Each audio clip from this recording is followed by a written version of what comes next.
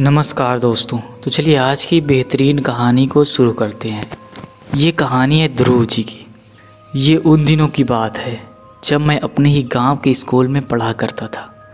वैसे तो गांव का ये स्कूल 4 मंजिला था, मगर निचले 2 ही मंजिलों में पढ़ाई होती थी और चौथी मंजिल पर हमारा साइंस लैब हुआ करता था।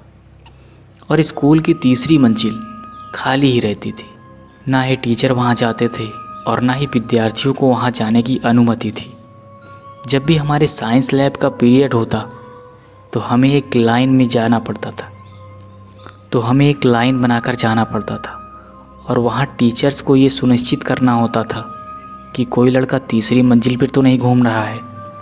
पता नहीं क्यों मेरी दिलचस्पी पढ़ाई में कम और स्कूल की तीसरी मंजिल में अब ज़्यादा हो गई थी। आखिरकार मैंने तीसरी मंजिल पर जाने का मन बना ही लिया।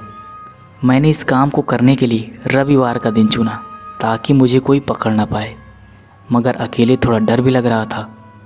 तो मैंने अपने छोटे भाई मुकुंद को किसी तरह वहाँ चलने के लिए मना लिया और फिर हम दोनों पीछे के रास्ते से स्कूल में दाखिल हुए। जब हम स्कूल के तीसरी मंजिल के बरामदे में पहुँचे तो वहाँ हमने पाया कि वहाँ बहुत धूल जमी है, मानो लंबे समय से वहाँ कोई ना आया हो। हर दरवाजे के ताले पर कुछ बंधा हुआ था। तभी इसी बीच मुकुंद ने एक खिड़की देखी जिसके जरिए हम उस कमरे के अंदर दाखिल हो गए। अंदर काफ़ी अंधेरा था तो मैंने मुकुंद को लाइट ऑन करने के लिए कहा, मगर बटन ऑन करने पर भी लाइट नहीं चली, जिससे हमें लगा कि लाइट नहीं है।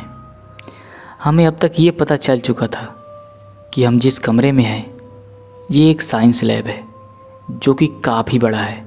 यहाँ पर चौथी मंजिल के साइंस लैब से ज़्यादा उपकरण मौजूद हैं। तभी मुकुंद मेरे कंधे पर हाथ रखते हुए कहता है, ध्रुव, वो मेज़ के नीचे क्या चीज़ है जो चमक रही है? उस मेज़ के नीचे 2 गोल और चमकीली चीज़ें थीं जो हिल-डुल रही थीं, जिस वजह से हम दोनों घबरा गए थे। तभी मुकुंद ने कहा, चल अब यहाँ से निकलते हैं।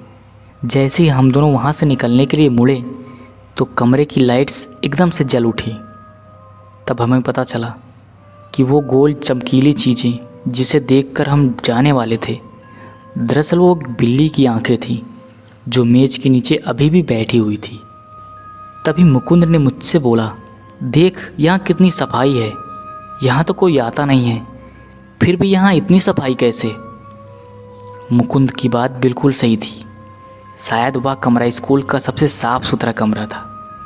अभी हम दोनों आपस में बात कर ही रहे थे कि कमरे की सभी लाइट्स ब्लिंक होने लगीं और कमरे का तापमान एकदम से नीचे होने लगा और देखते ही देखते हम दोनों के हाथ पांव जमने लगे थे और ठंड